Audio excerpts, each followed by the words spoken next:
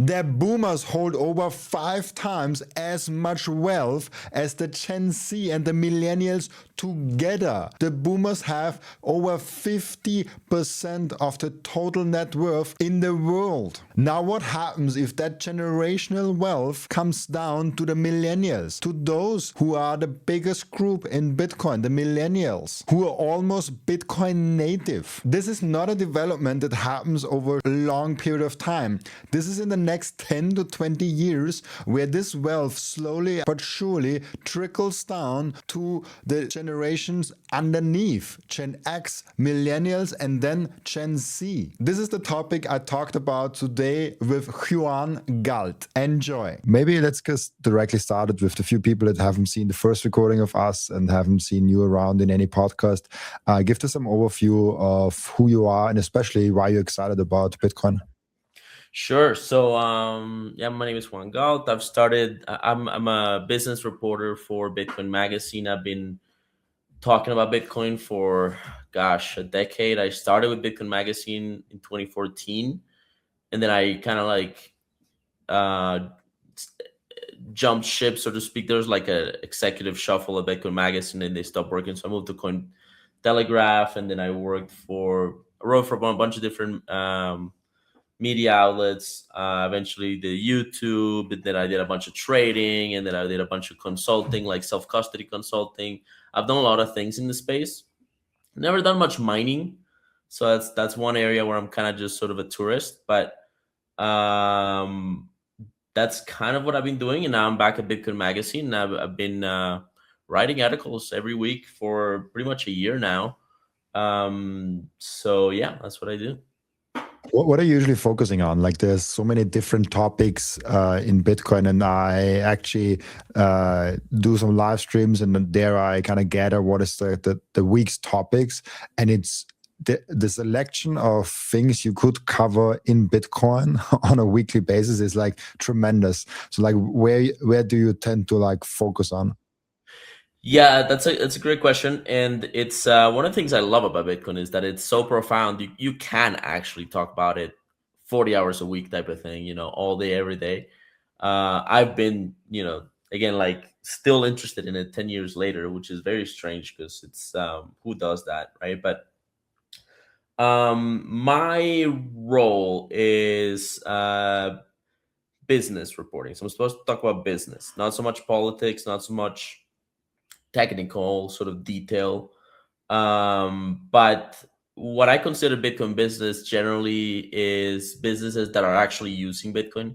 So it's kind of, to me, it's sort of the combination between like cypherpunk projects, things that are actually using cryptography to rebuild, let's say, societal infrastructure or finance or whatever, but are actually good at business, right? Because there's a lot of those that are just like open source projects that they're just software that nobody uses. You actually have to be good at business to get that feedback loop going. And so I try to focus on that niche between like cypherpunk and like good business. But I cover like a wide range around that, right? So like I've definitely covered some politics, well, some legal when it comes, for example, like the Samurai Wallet case. I've written like 3 long articles about that. I just wrote an article about the top self-custody wallets for 2026, in my opinion.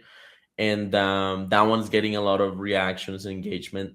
I usually do profiles on companies, right? So I just wrote one about Vexel, which is a very cool Czech Republic based company, I believe, from Satoshi Labs. And they're like a P2P sort of social network thing. P2P exchange social network. It's a strange, sort of very novel idea. So yeah, I mean, that kind of thing. I've done some mining. Sometimes I sort of delve into mining a little bit, but it's definitely not like my specialty or anything. I'm more of a self-custody guy. So like I write a lot about that. I love that. So if you're super on self-custody, then Bitcoin treasury companies are less covered. Yes. I think I'm supposed to cover them more, and I have covered them, and I've covered a variety of them. I covered the MSCI situation recently that got syndicated on. It got republished by Zero Hedge. The MSCI was like this index that was thinking about filtering out all Bitcoin holding companies or Bitcoin treasury companies, and people were really upset about it. And it could have had a really negative effect. So I covered that. So I do cover Bitcoin treasury companies. It's still within the business sort of sphere, but it's definitely like outside of my ideal spots, but it is within my roles, right? So I do cover it sometimes whenever there's like significant news, though I'm not like Bloomberg in there, kind of like every move type of thing. Yeah, it's an interesting space. But it seems like almost like a parallel economy to Bitcoin itself. Like they have like almost like their own spokespersons, their own community. They have like very different ideals, and so it's very interesting to see that the Bitcoin treasury space is, of course, like in the Bitcoin ecosystem, but it seems like a little bit detached, like just like from someone that watches the community so strongly and has now like over 700 podcasts in the space. It is it's a different it's the own little segment of what Bitcoin kind of is, if you feel the same way. Yeah, no, I think you're right. I think it is kind of like its own niche. It is within the Bitcoin space, but and like I get it, because I have a trading background now, so I understand why that matters. It's especially from a price perspective, from an adoption perspective. I think one of the let's say realizations for me in the last couple of years, 2 to 3 years, is that and I've always kind of thought this abstractly, but like I think from a more like um I'm gonna say something really hippie, like embodied knowledge. I don't know if you ever heard that. That's really hippie, but basically, like it's become more concrete for me that actually most people are not gonna do self custody, at least for a while. I think it's self custody is a generational thing. You need people that are technically adapted to technology in a way that most boomers just are not. I mean, I don't know if you've ever talked to a boomer about technology. They're on a different movie. um they really like, it's incredible. I my One of my mentors, ugly old goat, he's a boomer, and he's famous for like fat fingering trades, because he'll be trading on his phone and be like, just add an extra zero and just like move the charts, and then like what are you doing, bro? But he was still good, like he still made a ton of money, but like this is the kind of things that so I think there is like a whole generation that is just going to skip self custody, and those people are going to use TFs, and um, it's going to be the younger generations, probably like Gen sort of like millennials below on average, that are going to be maybe considering more self custody. So I think it's an important space. I mean, boomers have 70% of the wealth in the world, so we got to get them in somehow, and that's the sort of pragmatic sort of reality that I think a lot of the ideologues or the purists don't consider, right? It's like, okay, cool. You want everybody self custody, you want everybody running a node, but you also want the price of Bitcoin to be like $1 million. Well, how are you going to do that? Because the money is in Wall Street. Most of the money is on Wall Street. And so you got to get into Wall Street to get the money, right? And that's what the ETFs are. There is this huge wealth transfer. I think I read this actually not that long ago, where the baby boomers and then the boomers within the next like 5, 10, 20 years are passing on a huge, massive generational like wealth onto like younger generations.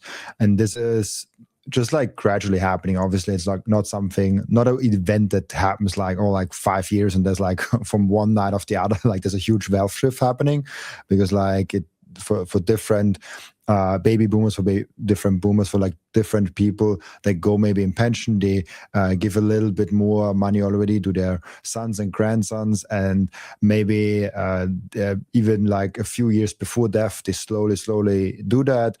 Some wait for death to do that to be occurring, and so. But the fact is, at some point the wealth transfers from older generations that are not as technical to the generation that are more technically savvy and younger generations, and even like younger generation meaning older than me. Like I would say, like even like that are now 35, like maybe 40, like the millennials and maybe even like above millennials. So like I'm still Gen Z. I don't know if you're millennial or Gen Z. Like, are you? What age are you? I'm not saying. Really? Yeah. Crazy. But like millennial, I would also guess, because like I'm already in the upper limit. I'm 27 now, and so like most people are like almost every single one of my guests actually like, is older than me. Like there's like very rare guest that is younger than me, but there's like a huge shift just happening from older generations to youngers, and I think this will also, hopefully, this is like at least my hope, brings more Bitcoin in self-custody. I don't know if it's a fair assumption. Yeah, I mean, I think that one of the requirements for self custody is technical, um, interesting technical stuff, because you are fundamentally taking responsibility. And the thing about responsibility is people don't want it. Like people really don't. They don't want risk, right? And self custody is a kind of risk. It's just that like our generation of Bitcoin libertarians, right? We think that it's a risk that's better than the other risks, right? And so it's there is kind of a cultural mindset there which says I trust myself more than I trust the government. But some people are like, I do not trust myself more than I trust like a bank or an exchange or the government.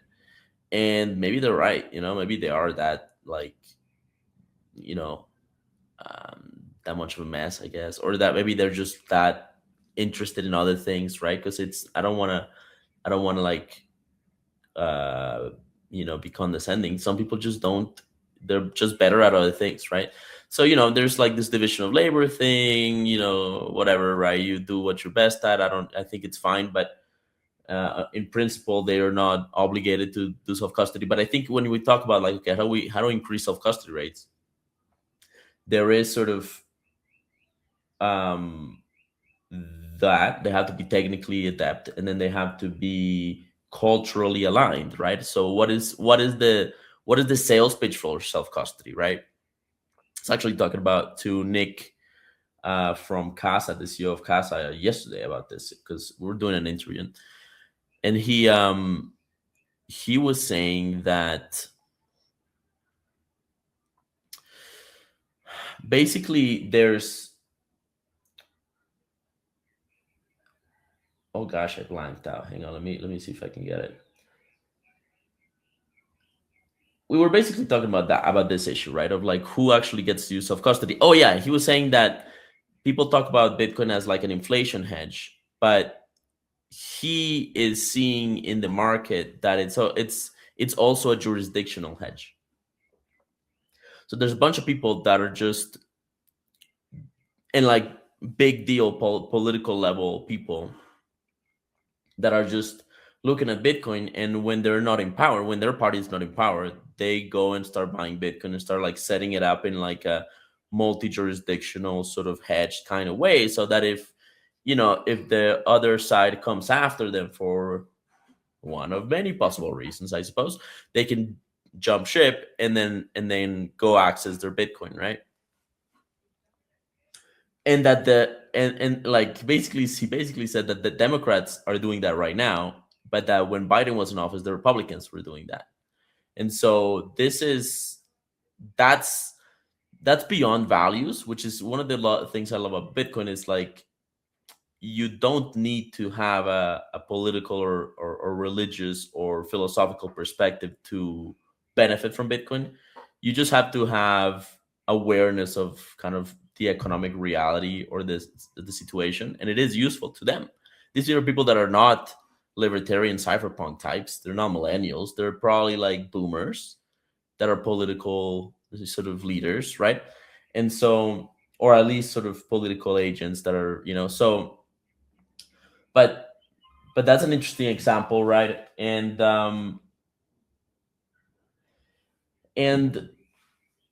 and on the cultural side, I think we do have this question of like, why should people care about Bitcoin? And I think we have to kind of sell this strangely this like classical liberal, almost globalist perspective, which is like, or humanist, right? Which is like all people are equal, all people have the right to money, all people have the right to self-custody, and you're one of them, and you should defend your wealth, and this is one of the best ways to do it. But that's actually kind of not appealing anymore. So because the world is going towards this sort of nationalist kind of culture, like, right? So I think we have a sales problem there, that that is changing with times. But I also think that this political back and forth is always going to be a friction that we can leverage, and an argument that I've made, for example, during this Trump era is like, if you like your hair blue, and you're whatever you like to do, you like your romance in off flavor ways, right? That's fine. Bitcoin doesn't care. You can use Bitcoin. Bitcoin doesn't care what gender you are, what religion, what sex, what, if you're an atheist or whatever, right? Like, Bitcoin fundamentally does not care. It only cares that you can do self custody, and that you can run a node, and that you can sort of, and so that's the kind of like weapon we have, which is this political agnosticism. This is crazy. I love that. By the way, I just like wanted to show this because like I searched it. I recently did that with ChatGPT, and I'm not sure like how 100% like ChatGPT sometimes like messes things up and like imagines things. But I'm curious what you think about that. It's I basically tried to figure out what are the different generations and what wealth do they have, and what is basically the wealth transfer that they typically receive around their around what age? I mean, now it's like a little bit like what age are the boomers? What age is the Gen X? What is the millennials kind of getting? Because I think millennials, I have the feeling are right now the biggest Bitcoiners. Like when I see it, my YouTube audience, this is like the biggest kind of group of Bitcoiners right now, at least for me. Like those seems to be the ones that start from like 28, 29 years old to like 10, 15 years ahead. Whatever, when the generation stops, those seems to be the most Bitcoiners. Maybe one generation above also a little bit, one generation down a little bit. But like millennials, at least from the data that I see, seems to be the main kind of bracket for like who are the most Bitcoiners out there. And so it's interesting for me to focus on where are they getting big portions of money in the future. I mean, obviously from work and like from just like getting in that age where you have the most wealth in general. But then also there's this wealth transfer happening where from the boomers, from the silent generation, even like from Gen X's, they will give basically to the millennials a huge portion of money over the next till like 2045, which is not that far away. It's like the next 20 years. Right. And I just want to, I have no clue. There's no, there's not a scientific study. There's like a 10-minute ChatGPT conversation. So all those numbers could be massively off. I just wanted to show that there is this huge transfer of wealth happening, and we do not have to educate everyone in the space about self-custody. I think it will slowly happen with the right people that actually get it. I'm always concerned if young people don't get self-custody. That's always what gets me, because honestly, if my grandma asked me today, hey, Robin, I want to buy some Bitcoin, how do I do it? I would be very careful in onboarding her with self-custody. I would be very careful on like what kind of method I use for her, and the culture aspect completely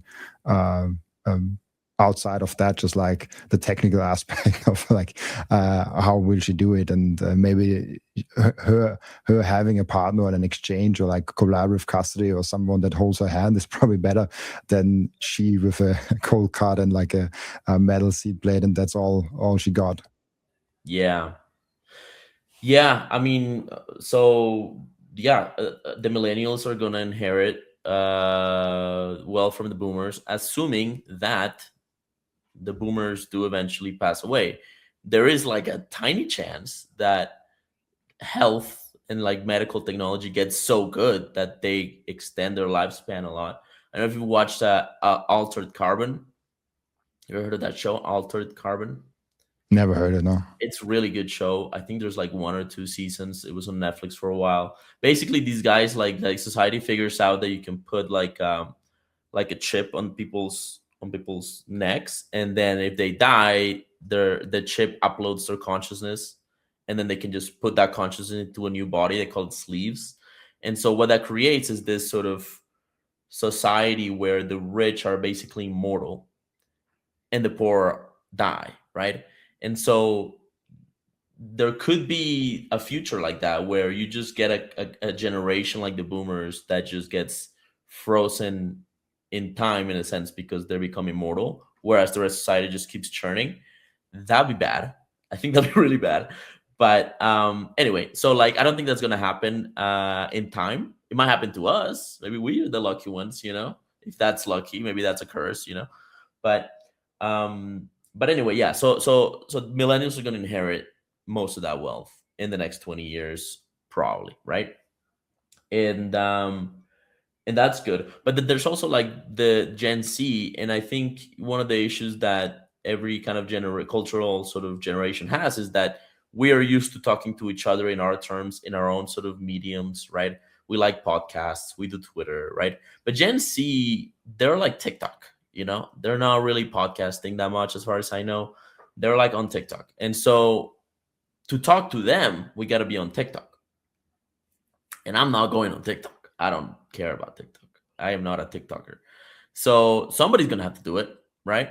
And there's a couple of people doing it. We have some people at Bitcoin Magazine that are starting to make a lot of making waves in TikTok and Instagram and so on. There's Isabella from Isla de Mujer, Mexico. She's doing a lot of TikTok stuff, and she seems to be having a good impact. So, but we have to reach them, and somebody has to do it. And if we can learn anything from politics, is that politicians go for the young, right? Religion goes for the young because the young become the old and become the center. So yeah, we got to do that as well and teach them self-custody. Interesting. I've never realized like they always go for the young. Interesting. That's what the education system's about. It's not about teaching anything. It's the most useless education tool available to us.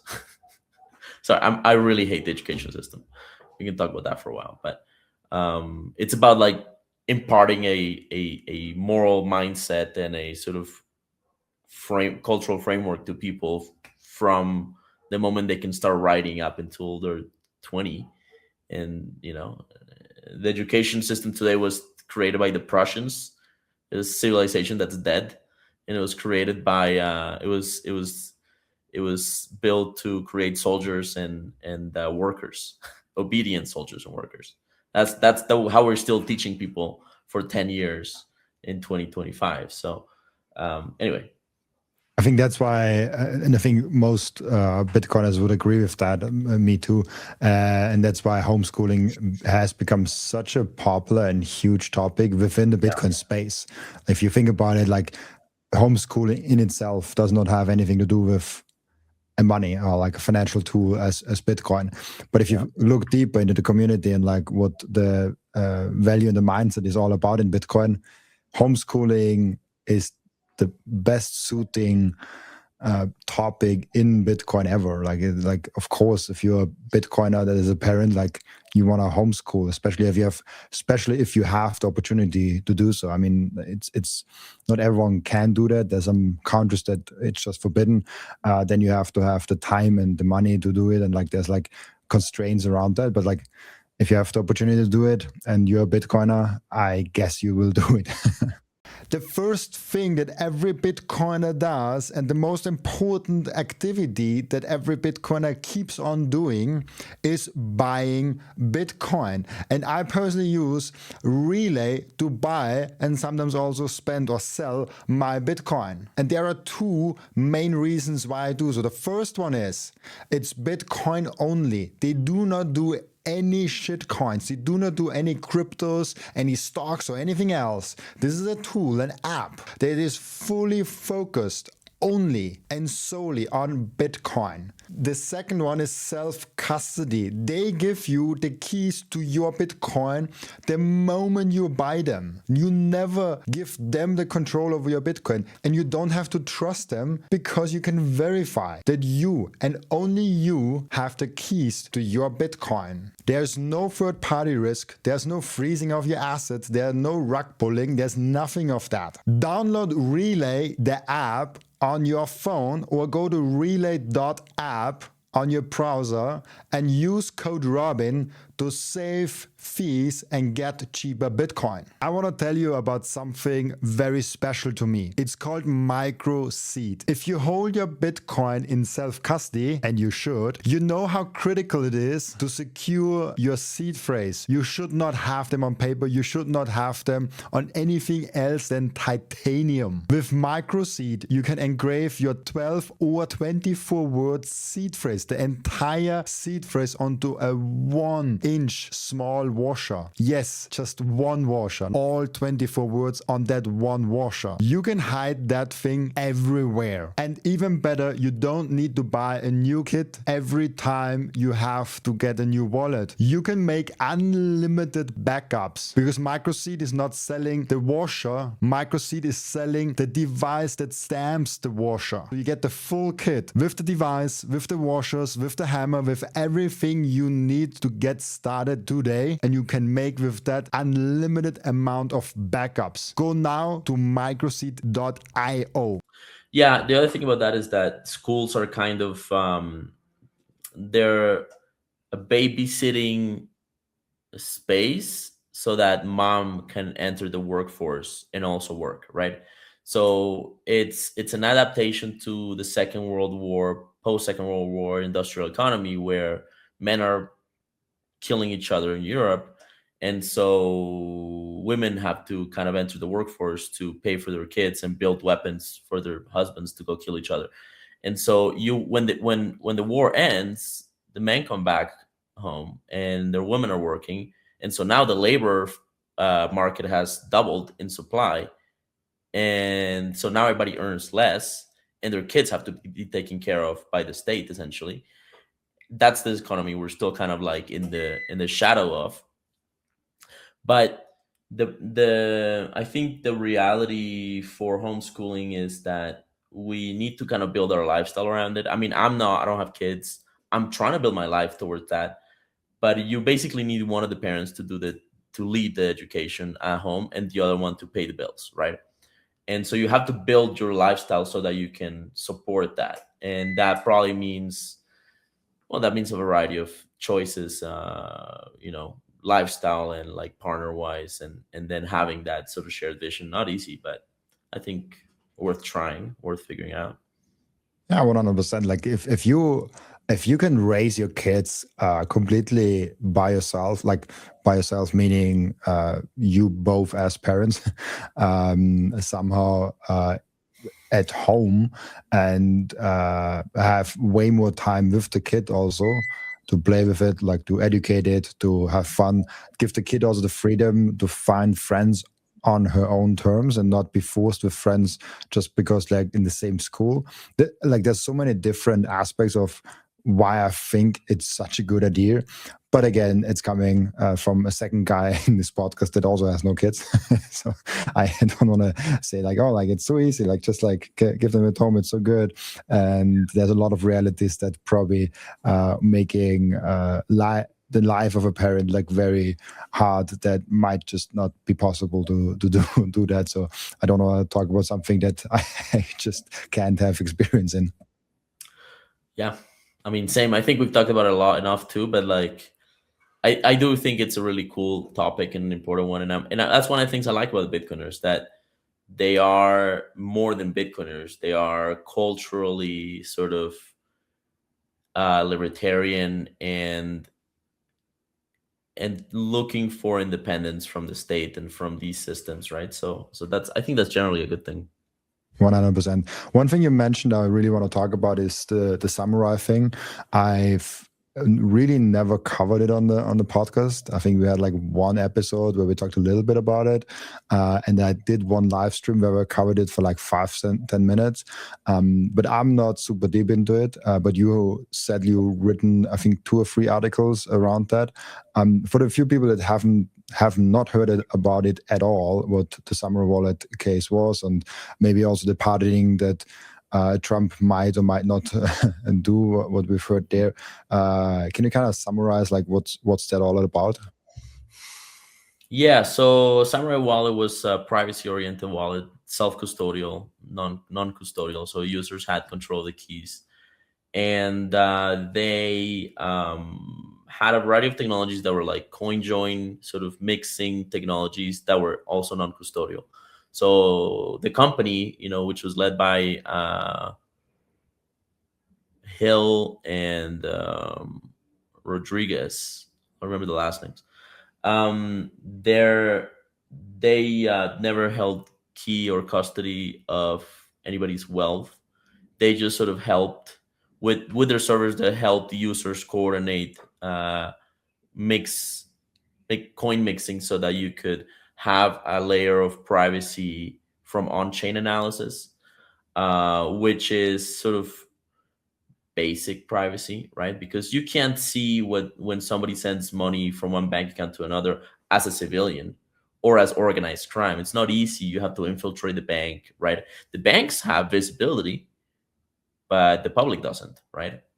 The government doesn't necessarily, unless they have a warrant. In theory, I'm sure they're hacking them, but like, you know, so it's like basic privacy, and that's kind of what Samurai was doing. But the problem is they're probably doing it too good, because I don't know if they're doing that good. I mean, I honestly not sure that coin mixing is that good, but it's better than not using it. And so anyway, governments didn't like it, so they got they got basically charged with the 3 kind of apocalypse horse of apocalypse of Bitcoin, which is like money laundering, conspiracy to commit money laundering, or something like that, and then like unlicensed money transmission, and then some other thing.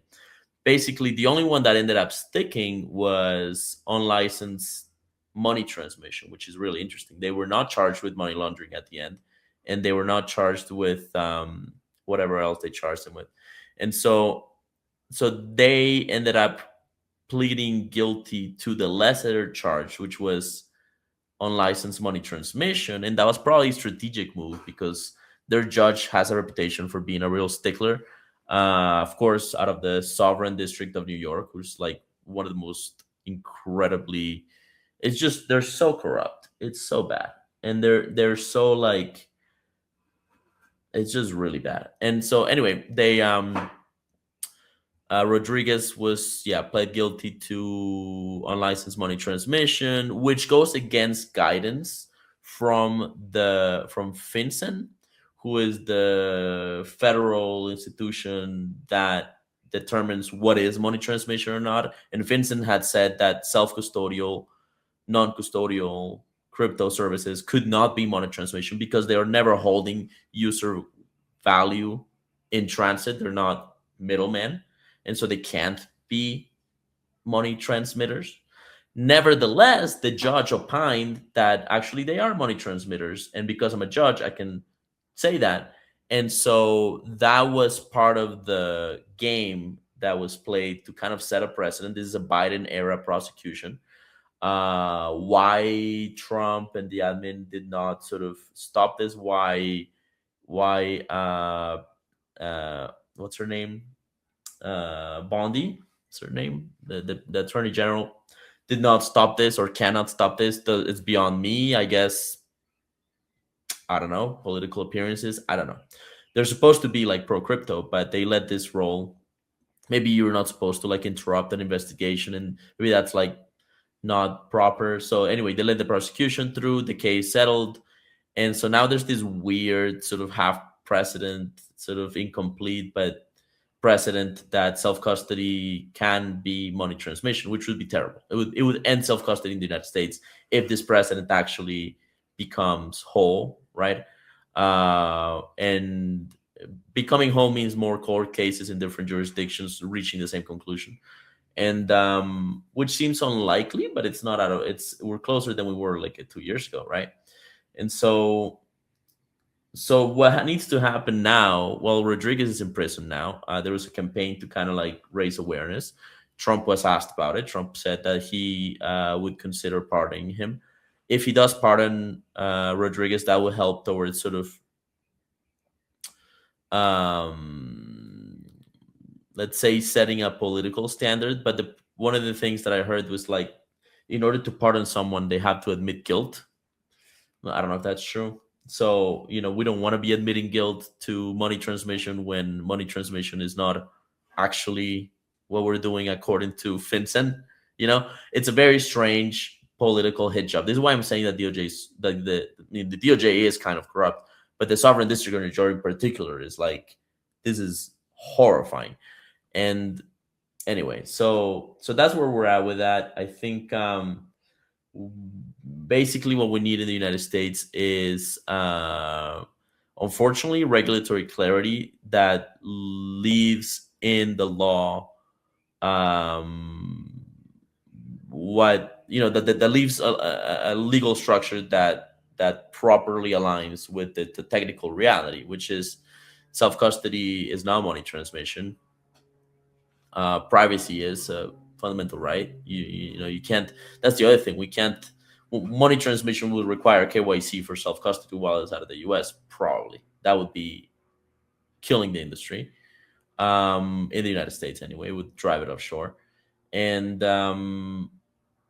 yeah. So that's kind of where we're at. In theory, we will be able to get legal clarity through. I think the Clarity Act is the one. I'm not entirely sure. I think it's the Clarity Act that we need to get passed, and that's sort of making its way through the government. So yeah, that's the samurai case in a nutshell, man. I just pulled it up because I also heard about it and I wanted to see it. Apparently, you're not required to admit to guilt, but for accepting a pardon, so like a pardon, you can also reject, which I don't know if this ever happened. Probably it happened some in the past. But if you accept a pardon, apparently there's a Supreme Court case, Burdick versus US, that suggests that accepting it implies guilt. So basically saying, hey, I want to be pardoned is saying, yeah, I'm guilty, but I don't want to have the consequences from the action. And this is interesting because but pardoning for me, as I understand it, is a tool for helping those people who have been wrongfully prosecuted, that have been wrongfully gone to prison. And I mean, otherwise, like, why would you even need this tool? And so, like, it's weird that it implies guilt, like, for me. But I'm not a lawyer, and I'm not even in the US. So, but like, as I see it, apparently it implies a guilt when you accept it. Yeah, and I guess it's possible to be guilty of a bullshit law, like. Yeah, I'm also rebellious. I mean, you know that maybe there's like this bottle law in the EU where there's like bottle has to hang on it. I always rip it apart, like every single time. And if I ever get prosecuted because of that, I'm happily go to prison for that. You're a rebel. It would be the best meme of Europe ever. That'd be hilarious way to go to jail. Yeah. Even if it's just like a week, like, oh, Robin, you have to go to jail for a week for like ripping all the bottles apart and like destroying the environment because of that. Oh my God, Europe's too funny, dude. European level. It is. How do you actually see this Euro? I don't know how much insights you have in Europe, but like, how do you actually see things that are happening in America versus Europe, especially on the Bitcoin front? Yeah, I mean Europe is in trouble. Europe looks like it's in a really bad spot. It's I mean clearly European leadership is completely out to lunch. They are basically suicidal, as far as I can tell. I think that's pretty obvious. They are they're just destroying the continent. It's incredible. I don't know what else to say. Like it's just really bad. They've tripled down on this Ukraine war that they're losing. That it was pretty obvious they were going to lose for a long time. They've been pretending that they're going to win it because they were pretending that the U.S. was going to go in, and unfortunately for them, that's not the cards that were dealt. And the Trump admin is increasingly sort of like distancing themselves. They are still singing kumbaya on like this sort of Elton John liberalism where everybody's just lovey-dovey fundamentally. It's like, well, Islam has pretty strong values, and they're not in accordance with European sort of values in most things, in many things. So now that's the roosters are coming home on that front, and that's changing European society in a pretty dramatic way. I think I mean, it seems like there's some political movements in reaction to that in Britain and probably across Europe to try to like push that off, but like it's not great. It's this is the beginning of like an era of conflict in Europe that's going to be rough. I don't know. I mean, I'm in Latin America, like it's not like it's great here either, but like it's we have different problems and we don't have Islam here, and I can tell you that Latin Americans would not put up with it for long because we still have that kind of like you got to fight type of culture. And so I think Europe's just going to have to learn that the hard way, I guess, and they have to change the leadership. Hopefully the EU falls. If the EU fell, that would probably help, because they used this like parasitic sort of thing on top of the sovereignty of nations, right? It's not really democratic. The EU people are not elected; they're selected, and so there is a kind of tyranny there, like this sort of bureaucratic tyranny on top of European nations, and it's the EU. And the EU is a vestige of the world wars, and so they need this sort of Cold War narrative to keep themselves, to justify their existence. It's a mess from my perspective, from where I'm at. Yeah, and there's a lot of I mean, you're aware of that, and like I think most Americans are aware of that. But like if I see Europe, there are things that are really great and there are things that are really bad. For example, I'm very concerned about the UK, and UK is not like is in the European continent, might get back to the EU. I don't know what's happening there. I don't think so. But they currently are not in the EU. And so like UK, I am really concerned currently. Like if you see the numbers of millionaires leaving the country, they have a higher number than China and India currently, which is crazy for me to see.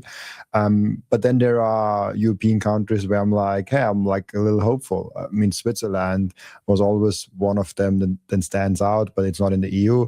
Then there's Czech, where the central banks tries to get also Bitcoin on the balance sheet. I think 1 million they now have in Bitcoin and cryptos. They have like this. There are some laws in Europe, in some countries, where you can hold Bitcoin for like a longer period of time and don't even have to pay capital gains tax. So there's like a lot of nuance to Europe. And I think most bad news currently that is kind of in that Europe bucket comes from either the EU directly or from the UK, which everything when I see something negative about the EU or about Europe, it's always like either EU or UK, and EU is weird. This concept of there's a bureaucracy above nation states that has powers also has no powers, because like it doesn't have his own army yet. One nation state can veto everything, so it's not as powerful as like the Federal Reserve, the United States government. I mean, it's like not as like it's not comparable. Like there's also like states in America, and then there's like United States of America. I guess maybe EU wanted to do or wants to do something similar. I don't know. It's a weird thing. I don't know what to make out of the EU. Actually, everything that I'm seeing I don't like. So that's my stance on the EU. Yeah, I mean, and it's not just. I mean, yes, the UK is particularly bad, but so is France. I mean, France is really bad. Most of the like kidnappings and wrench attacks are coming out of France because they have basically very little privacy. You do your taxes, you report your Bitcoin holdings, and that's like public record. So of course they get swatted by criminals, right? And then Germany and is also in France trouble, and right? France is also massively over that like they have like an extremely big financial problem also. Yeah, so but I agree. Czech Republic is super cool. I really like Czech Republic. I think Poland's kind of interesting too. Very very strong. So there is like most like the Eastern European countries have maybe perhaps is what you say, right? Like I've been to Czech Republic, and it's certainly true. Like they have this communist memory. They remember what it's like to be under the boot of the left, and so whereas maybe Western Europe doesn't quite remember that. And so I mean, if I was in Europe, I'd be in Czech Republic, I'll tell you that much. I think it's a great country. Czech is awesome. I mean, there's some other ones that I also like, but like Czech is really really cool, and I like it because it's like very close to me. I like from my parents' home. Czech is like a few hours only away with driving. I always go to the BTC Prague event. Like this will be happening this year. By the way, if you want to have tickets, like get your tickets. Like this, Bitcoin Prague is one of my favorite events. It's the only one that I always promote on my channel. Like this is like because like it's in the middle of Prague, and I'm maybe biased because it's so close to me. But like this is one of the coolest events in for me there. Others that I like is like the Bitcoin Magazine one is in Vegas. I'm also always there, and Amsterdam is also really cool. But anyways, I think Prague is and in general Czech Republic is like a cool kind of country. Back to the topic of like pardoning and the US. How high do you see the chance of like Trump actually pardoning both of them? I don't know if Hill is in the game there, because I think he was prosecuted in a different country in Europe, maybe. I haven't followed Hill's story that closely. I'm not exactly sure what. I think I don't really know exactly what's going on with him. There's two separate cases, I believe. But yeah, I'm not sure. I mean, this recent campaign for the pardon was very much focused on Rodriguez. I mean, it would be weird to have one out of jail and one in jail. Yeah, it would be. You can do a quick search on that, but yeah, I mean the odds I think are good. I think it seems like if anybody's gonna do it, it would be Trump, and he did it with Mr. Silk Road, but it took a while. I mean, we've been trying for like since 2016. I think we tried with Trump, and that machine that was built to free. Hold on, I forget his name somehow. Jesus, he's right there in my background. You know what I'm talking about. Ulbricht. I mean, the political machine that was built to free Ulbricht still exists, and now it's behind people like Rodriguez and Hill and and then Tornado Cash guys. And so um hopefully it'll get them out. I think this is our generation sort of political prisoners. These are the cypherpunks that ended up going to jail for building software that gave people freedom and privacy. I mean, Ulbricht, people are very misinformed about Ulbricht. Silk Road did not sell weapons, did not sell any kind of like kiddie porn or anything like that. It was basically just drugs that people wanted to do. It was a volunteer sort of like opt-in kind of market. Nobody was getting forced to do anything, right? So the moral framework that Ulbricht worked under was sort of a very libertarian mindset, but it's like, yeah, you have the right as an adult to do cocaine if you feel like it. And so that was kind of his mindset, right? And he gave people privacy in that trade. And then Tornado Cash is like, yeah, you shouldn't have your Ethereum account, public, showing every trade you ever make, and have no way of protecting yourself from like wrench attacks. So like, here, mix the coins, and they created Tornado Cash, and now they're in prison for that. And then Samurai Wallet is the same thing. So this is like civil rights, like basic human rights level stuff. The right to privacy. There's a constitutional clause for it. Europe has crazy privacy laws, and yet still they're going after Tornado Cash guys. Like, that doesn't make any sense, right? So I think we have the moral high ground here. We just have to like articulate it. We have to fight against the dragons, the FUD. And the FUD is usually like, oh, these guys are money launderers. Actually, they did not get charged with money laundering. They got charged with unlicensed money transmission, Samurai guys, which is like nonsense because Vincent said that it wasn't, right? So we just have to fight that political sort of a PR war. And I think Trump is the kind of guy that sees through that kind of nonsense and says, yeah, okay, we'll pardon these guys. It's a win, but it might take a while. It might take years. It might be like at the end of his presidency. Who knows, right?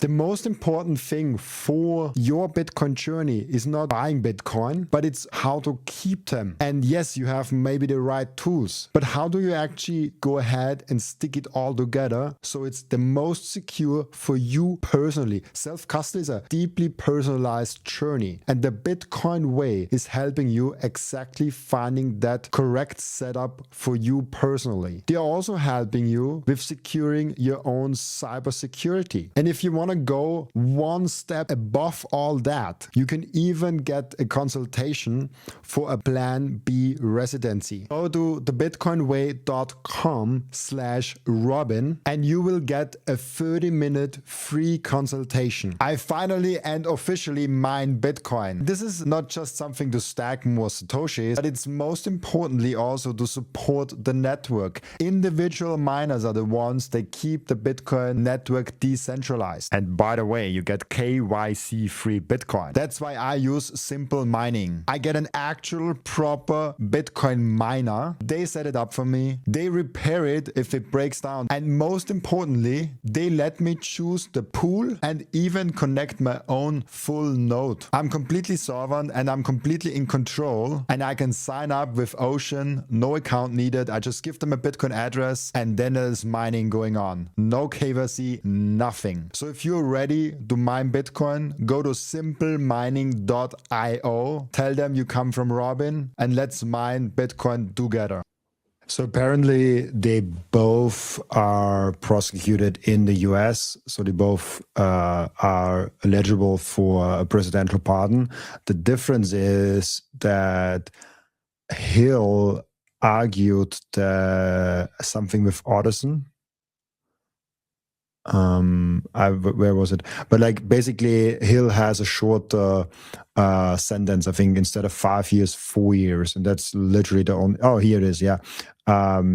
The difference was potentially influenced by arguments presented during Hill's sentencing, which mentioned a recent autism diagnosis, a factor the judge considered. So he basically got 1 year less than Rodriguez, which isn't all that significant, I guess. I mean, listen, we're all autistic in this industry, so guilty is charged, guilty of autism. True. Apparently, he got a year less because of that. So That we is should so we funny. should we should diagnose ourselves with that That just is in case we so get funny. something. That is so funny. I'm really tempted to use the R word right now, but I will spare your YouTube uh, account. I appreciate that. One other topic, I think I completely forgot about it. I think I asked you about like the topics you want to talk about, and I think you mentioned the history kind of Bitcoin core maintainers. Right. That you also want to talk about. I kept it for the very end of the podcast. How do you see currently the stand of Bitcoin Core and the history of it? It has like a long lasting history, and like has, especially in 2025, has gone through a lot of controversials, I would say, like that. How have you seen like the thing that has gone happening in 2025, but also like the history of Bitcoin Core and yeah. Yeah, I mean the reason I'm interested in that topic is I wrote an article about it for the next edition of Bitcoin Magazine, which is the core issue, and that one's going to be coming out at the end of January. It's I think one of the best magazines we produced, and it's like a long form, kind of academic article where I literally fact checked and dug through every single one of the core maintainers throughout history, and verified all the claims, all the statements, and like put it all into one article with citations. And I went as far back as pre Genesis blog, where Hal Finney had like a role in coding up different changes to Bitcoin, and so I kind of like really dug into that story, narrowed in, talked to a variety of core developers to discuss the role of being a core maintainer, what it actually means, what the requirements are for it to be a core maintainer, what power is vested in them, if any, is it a strong power or a soft power. I think the core maintainer role, in short, is basically, when you have GitHub, you can think of GitHub as like a forum. It's actually called a version control system, but it's kind of like a forum. And when you have a forum where anybody can post things, such as submit code changes, some of those code changes can be malicious, some of them can be spam. And so you need a moderating system for it, and moderation is still done by humans. And so you need somebody with the power to moderate, right? And that moderation power is kind of like a requirement for quality. Otherwise, you just get noise instead of signal in code production. And so the core maintainer's sort of fundamental job is to like review code submissions and kind of basically either merge them or not merge them based on whether the quality is high enough and whether they have consensus. Consensus is a very tricky thing to judge. Quality is easier, like software quality is easier to judge because there's like a whole set of test suites that you can do, and they have very high standards for the code quality. But consensus is much trickier. And so this is where controversies come in, right? Because you would argue that they were very conservative. Core was very conservative in terms of code changes up until the operator expansion, and then you would argue that the operator expansion was liberal, was not conservative, and was against a popular or like a significant amount, like maybe a small majority of users opposing it, probably like a minority, a loud minority. But anyway, and but the thing about the operator thing is that it's not consensus code. It is network relay policy code. So they weren't changing something that changed the fundamental consensus rules, right? They're not changing, like, how do I say this? It wasn't a consensus breaking change, right? Like you can still go on your node and change the code around op return, and your node will be compatible with the network and it won't get forked off, right? And so So by not being a consensus breaking change, that kind of muddies the waters around whether it was, they have, basically there's this whole debate. I don't think we need to rehash it, but I think we have a duty as Bitcoiners to pay attention to core, but I think we also have a duty to educate ourselves about it and give them the benefit of the doubt, because as libertarians, as paranoid types, as neurotic types, which we are. If you're in Bitcoin and you're doing any kind of self custody, like if you're in Bitcoin at all, you are somewhat neurotic, you are somewhat paranoid, because you are skeptical of the establishment, you're skeptical of power. And so of course, once you become normalized to the Bitcoin sphere, and you're far enough away from, culturally, from, let's say, the government or whatever, who's the next authority or power structure you're going to look at? Well, it's eventually going to be core. And so I think we have a lot of us have like a bias against authority, and core is starting to take this shape of like an authority figure. And so people start just fucking hitting them, right? And the reality is these people are generally open source engineers that are like making very autistic decisions, on like very deep argumentation that people are not paying attention, but they're happening in public for the most part. They're happening in the Google forums. They're happening like mailing lists. They're happening in GitHub. And if people just like follow these influencers and think they're educated, instead of like actually understanding the technical realities, it's like you're arguing with a civil engineer about how they should build bridges, but you've never studied engineering. Is like, dude, what the flip are you doing, bro? Like, people have to educate themselves. And like, I'm not an engineer, but I've been studying software and such in Bitcoin for a decade, and I can proudly say I can vibe code things now, which is, something, right? Like, vibe code something. I built a Telegram bot, So like I'm trying to understand, right? And I think a lot of people are just like, well, this is condescending, you can't, this is a political thing, not necessarily just a technical thing. It's like, no, actually, we're talking about technology, very deep software, subtle things. And I think in this particular drama, what I see on the filter side is like an ideological cohort that is sort of like kind of in their head about the way the world should be, without understanding, without accepting how the world is. And the core people are just more pragmatic about the economic realities, which is that people will find ways to put arbitrary data on the blockchain. And so instead of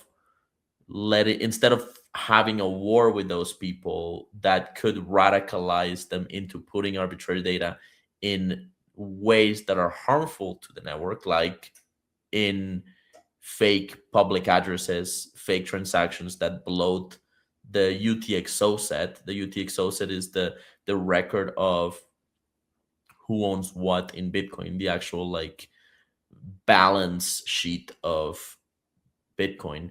That data has to be loaded into nodes, because nodes need to be able to verify that and index it and sort of like deal with it.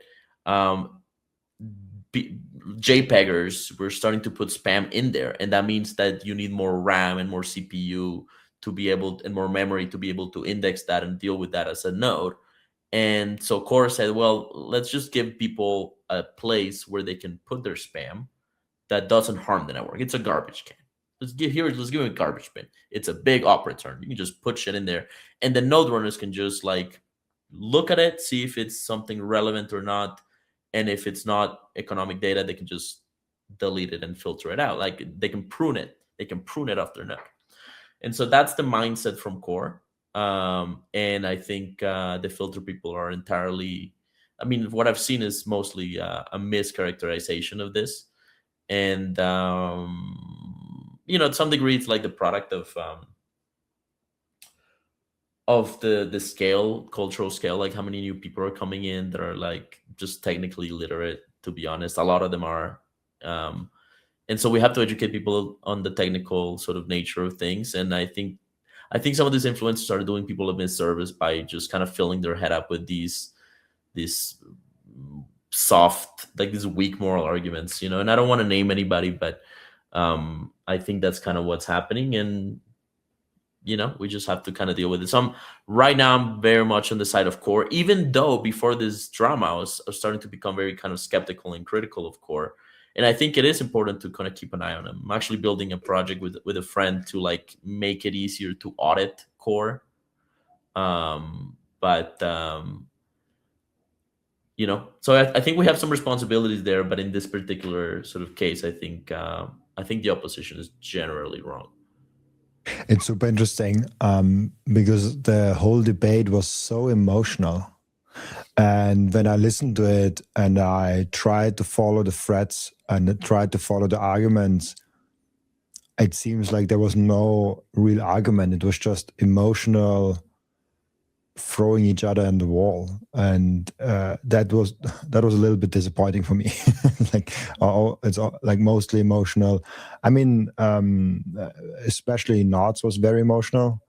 I before I even knew about the topic, people were in my comment sections. I'm like, I have to cover the topic. I like do this. Like people were sending me videos. And it's not bad. Like I like getting videos sent and look at stuff what people like to look at. But it was very emotional, and people were really into this. If we don't change Bitcoin in that way, Bitcoin will die. And I looked at it, and I'm like, Oh my god.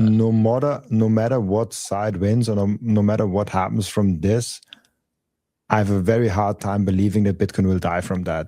That argument seems stupid for me. I agree. Yeah, I mean, how funny would it be if putting frogs on the blockchain was the thing that killed it? Like, oh my god, what a way to go! So, yeah, I don't Crazy. know. I mean, I think that, yeah, I mean, I think we've said enough on that front, or at least like we've I don't have anything else to say on that. Like we can. I mean, if you have any other questions, but like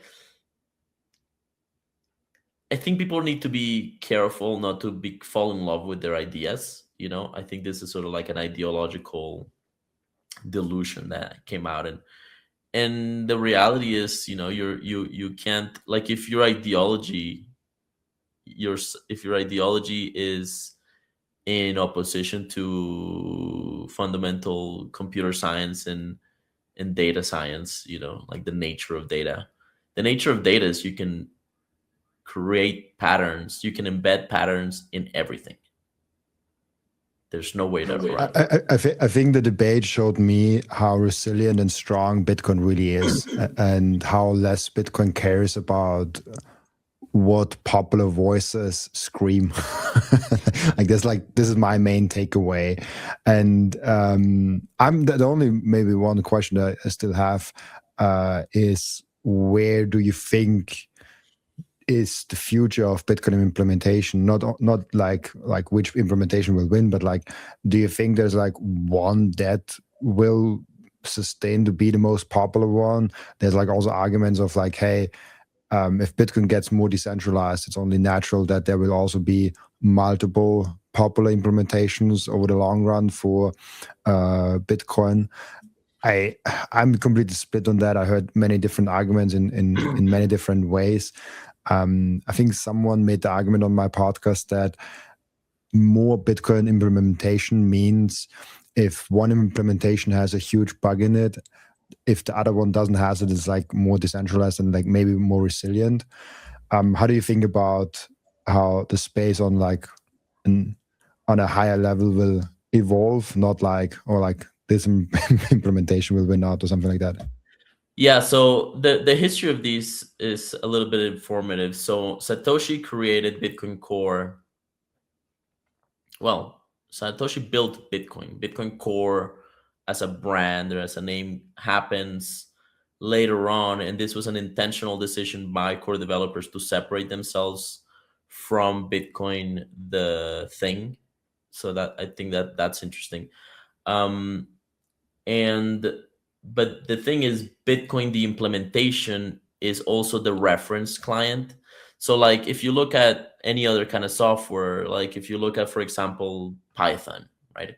I'm assuming there's like this reference document that defines Python in the abstract that is separate from the Python implementation version X, where I think we're like a 3.3 or something like that. And so there's a separation between the reference and the implementation, right? With Bitcoin, those two are the same, right? So Bitcoin consensus is whoever runs Bitcoin Core. The way you that's an issue in this sense that you kind of centralize the code base, but it makes it so that if so that it there's like just one thing you got to make sure works, and so you just have to debug the hell out of Bitcoin Core, and if that works, then it works, right? So there's like practical utility to it in the long term. And this is, I think, part of, as far as I can tell, the vision of core developers and within the sort of developer culture at the protocol level. They want to modularize the Bitcoin implementation. What does that mean?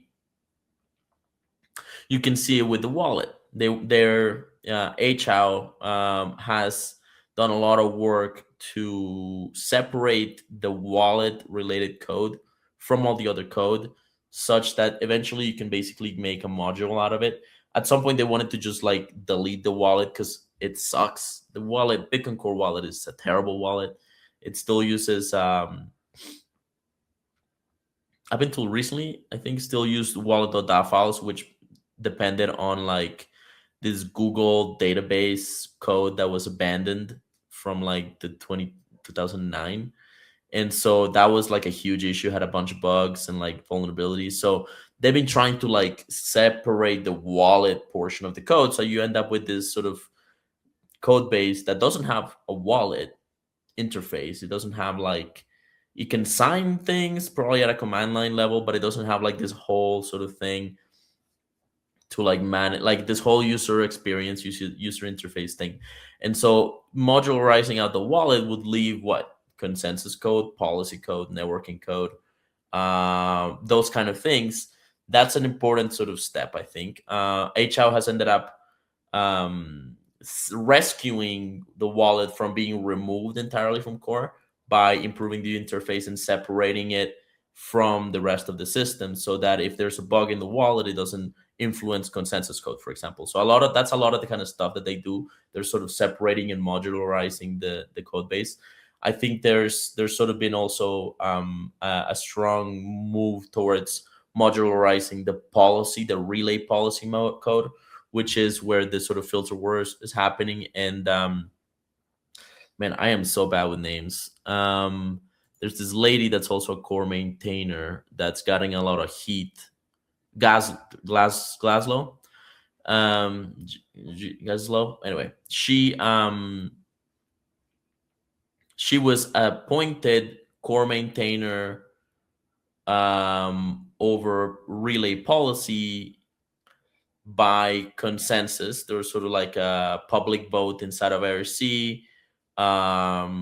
And they were like, yeah, you are the closest to mempool relay policy. Take it. Usually core maintainers like kind of pick a region of Bitcoin Core code and they kind of like go and worry about that. And there's this sort of separation of concerns that way. So she was like she is really policy core maintainer. And part of her role was like, okay, let's optimize this and probably modularize it and make it sort of clean it up and organize it, the code a little bit more. And so she's taken a lot of heat for some of her decisions on that front. But like, this is sort of how they're thinking about it, right? I think there is sort of this question of, well, can we modularize consensus code? And there's been some efforts around that. I don't know how successful they'll ever be, but I would like to see a world where you just have like the consensus module, right? So you just download this library that runs and verifies all the consensus things. So we're talking about like UTXO set, block size, like things that verify the fundamental rules of Bitcoin, emission, verifies like the supply cap, stuff like that, right? And so maybe we see a future where that becomes a module, and then you have something like other Bitcoin implementations, just they grab that module, but then they built entirely new routing or like network policy or things around it. And that maybe that I would like to see that world. I think that world is in theory good, but I think in practice it's actually very difficult to get there, and it's going to take a lot of capital and development and engineering time to really build that out. I would like to see something like that. I'm not opposed to alternative implementations. I think they do need to happen. I just disagree with the opposition right now. But yeah, I think that would be kind of interesting. Probably I think would so be a too. healthy thing. Yeah. I think Gloria Tsao, is that Yes, the one that Gloria you Shao. meant? Yeah, Gloria Shao. That's the only female commentator that I know. I don't know if it's the only one that is female, but like that's the only one I know. Yeah, I think you're right. We have one question to ask each and every one of my guests. I'm curious about that with you also. And the question is, what have you learned outside of Bitcoin since your last appearance? And your last appearance has been a while. I think it's almost 2 years or something like that. So something that I've learned outside of Bitcoin. Yeah. I'm really into ancient civilizations and like lost ancient civilizations. I'm kind of getting into the UFO topics. So I basically no longer believe that Earth is that civilization is like 6,000 years old type of thing, or a few thousand years old. I think there's probably like very advanced civilizations 20,000, 50,000 years ago. I think that Earth has like this sort of cyclical reset. Apparently, it's related to like the shape of the Earth. Earth is not a perfect sphere; it's actually like a bean. It has like a big hole on one of the sides, and so over time, the sort of spin starts to oscillate out of stability, and it flips, and that creates sort of this sort of epic winters and like freezing events, or like or maybe the poles shift, and that has a thing, and the poles are shifting, right? So there's something that makes that resets Earth, and that has to actually apparently seems like that maintains the magnetic energy that protects Earth from the sun. So that has to reset every once in a while to recharge, dude. Crazy. And so it seems like some ancient advanced civilization got wiped out by one of these events, and the pyramids, I think, probably come from that era. They were not built by the Egyptians. They were built by people in the area of Egypt, probably a long time ago, but not the modern Egyptians. The pyramids are probably 30,000 years old or something like that.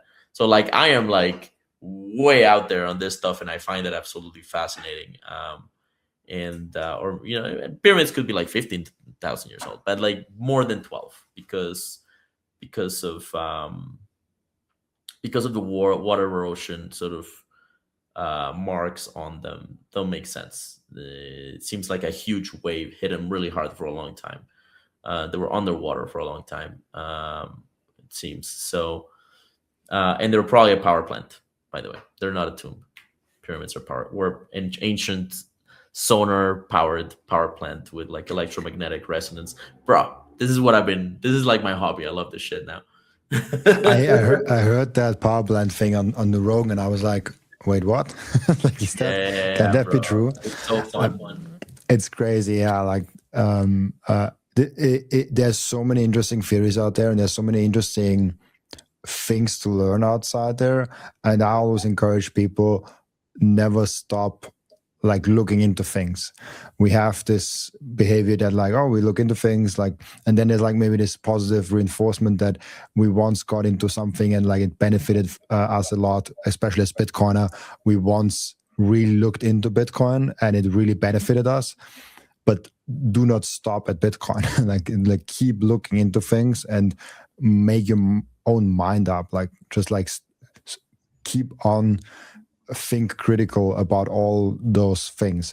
And it's like hard because like you only have a limited amount of time. You cannot look in everything, but this is always so fun. And I love that question because like there's so many interesting things coming up with Bitcoin as in that one question. Now, we have an end routine in the podcast. I don't know if you remember from like 2 years ago where the previous guest is asking a question for the next guest without knowing who the next guest actually is. And the previous guest asked you the question, if Bitcoin didn't exist, what would be different about your life right now? Yeah, I think I've thought about this a little bit. If Bitcoin did not exist, I mean, I have no idea where I would be because my whole career has been built around Bitcoin. But from the perspective of my interests, my personal interests, I would probably be a nerd about cymatics. Have you heard of cymatics? Cymatics is a very strange sort of field of study where you basically grab sound and you engineer it to manipulate matter, right? So you can, one of the experiments you do is like you have this basically this bass speaker and you put a plate on top of it, and on top of the plate you put sand, and then if you play certain frequencies, the bass will shake the plate in such a way that the sand will reorganize in geometric patterns. That thing, to me, that's like it. That blows my mind. And some other things that they're doing is they'll put two bases, and in between they'll put a bubble, and the bubble like a soap bubble, and then they'll point lasers at it, and when they play a certain frequency, it makes the bubbles shake in certain ways that the lasers will twist through the refraction process and form four-dimensional holograms. And you just see a four-dimensional hologram. You'll see like a shape floating, right? Another thing that they're doing is they're basically levitating small objects with sound. So they'll create like a floor of small speakers, like bass speakers above and below, and they will make them vibrate or like sound at a certain frequency that creates like spaces in the sound, and so the objects will get stuck in the middle, and then they'll be able to, through engineering sort of the sound, be able to move them. So we can levitate things through sound. There's a lot of interesting, very weird things you can do with sound that I believe the sort of ancient civilizations actually knew about, and they had like a whole engineering sort of the technological tree that we are unaware of, that they had actually figured out. There's a few other technologies that they'd figured out, but anyway, this one in particular, I think is just super interesting. That's fun. It's like gives me already new things to research today. Thank you so much, man. Really cool. Before we let you go, where can people find you and ask you questions and reach out to you? JuanGalt.com is my website. I think my socials are there. Go read my articles on Bitcoin Magazine. Look up Bitcoin Magazine space Juan Galt, and you'll see like all the work that I'm doing there. I'm very proud of the work that I'm doing there. I'm on Twitter at Juan S. Galt, but if you look up Juan Galt Bitcoin Magazine on Twitter, you'll find me. And yeah, I mean, that's pretty much it. You can find me there. Awesome. Thank you so much, Juan, for being on the podcast. And also thank you so much for everyone that is watching and listening for joining us today. As always, I'll be back. Thank you, Robin.